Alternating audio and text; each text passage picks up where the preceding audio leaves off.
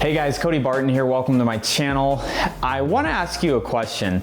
As a business owner, do you believe that you should be able to do every single task within your business? I'd be curious to hear from you in the comments below. As the owner of the company, should you be able to do every single position within your company?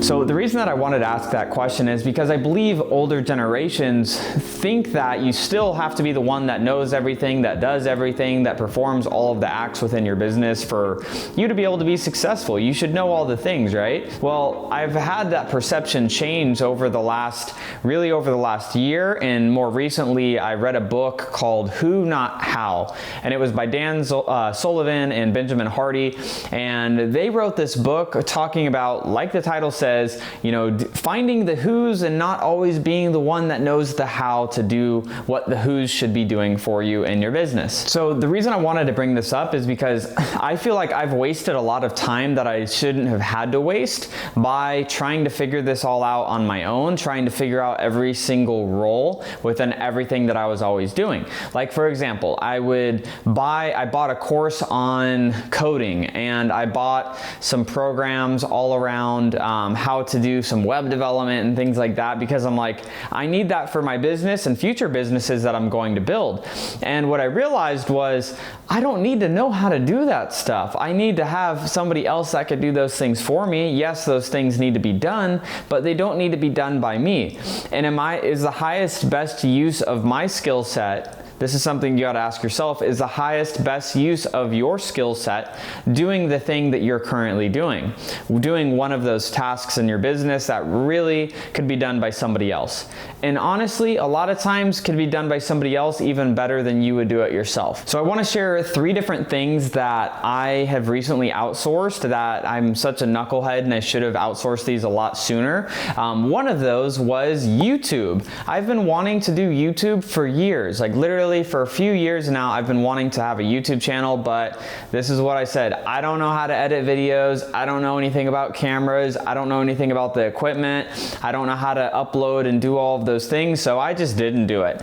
But what I found was that I can hire people that know exactly how to do those things. And so, what I was able to do was I'm able to get YouTube videos out, obviously, and I have multiple videos coming out every single week. And what do? I come up with the content that I'm excited about, the content that, fills me up and, I love doing.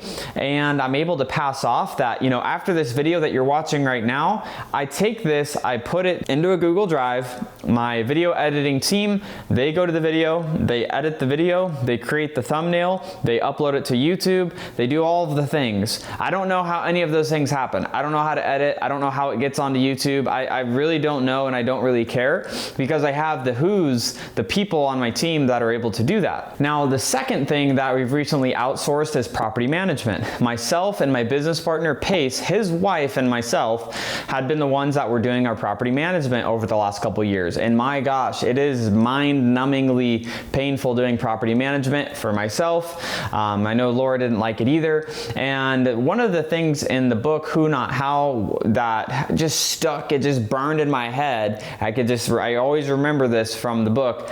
If you have money to solve a problem, you don't have a problem. And I've had money to be able to solve that problem and hire somebody.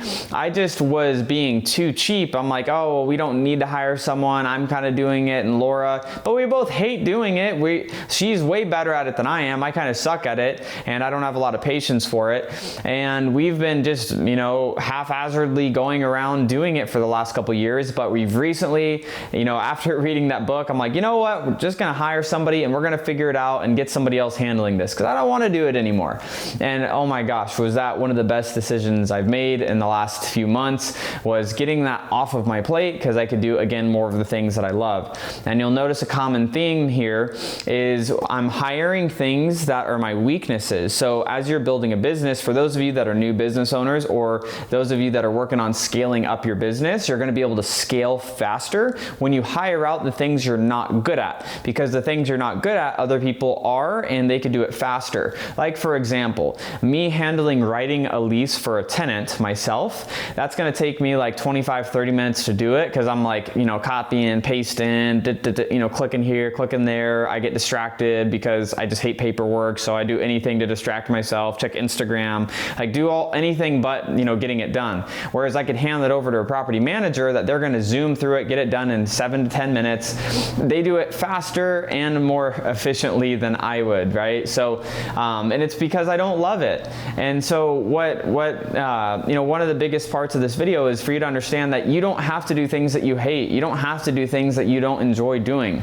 Now, if you're starting a business and you don't have capital to hire people, yes, you need to hire you need to do some of those things that you maybe not like to do until you get capital to be able to hire those people. But until you get to that point, once you get to that point, then you can start creating more freedom and more joy for yourself in doing the things you want to do. Now, the third individual that recently outsourced was an HR manager / consultant.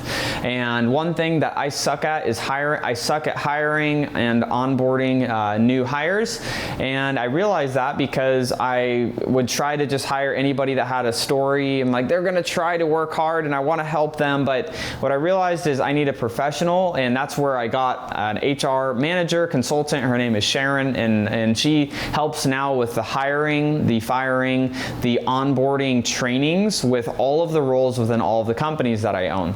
And it's so amazing because it allows me to stop getting in my own way, hiring bad people because I wanna help them, and hiring professionals that come into the business and they can be onboarded properly. And then I hate firing people. Like, it's probably like my #1 thing that I hate to do in any of my businesses.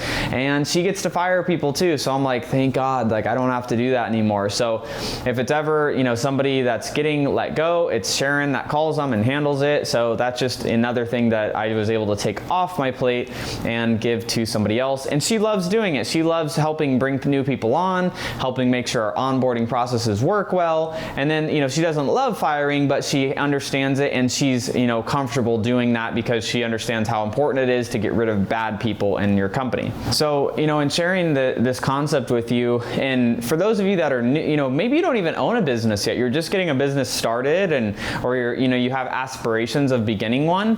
One of the things that I would suggest is, as you're beginning the process, is the things that you love doing in your business day to day, start writing those things down. Like, write down, hey, what are the things that I really enjoy about this business? And then on the other hand, what are the things that I don't enjoy? What do I not like to do within the business? And so that when you start earning revenue and more money starts coming into the business, what you're able to do is start outsourcing those things that you don't like to do. You get a who that likes to do them and that will do a good job with them, and you put them into that seat and have them handle it. So then you could focus your time on the stuff you love. So I want to ask you 2 more questions, which, question number 1 is, what are you currently doing right now in your business that you're building that you should have already hired somebody else to do and you haven't?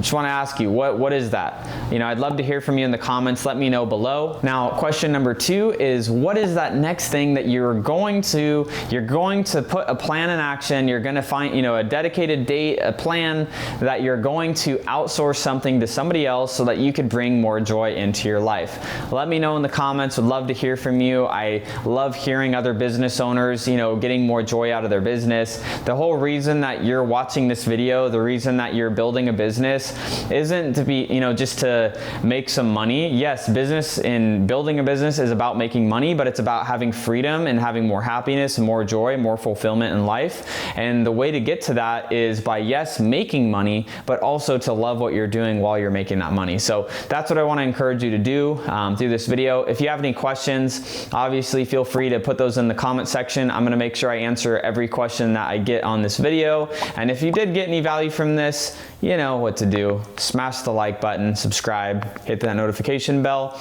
We'll see you in the next video.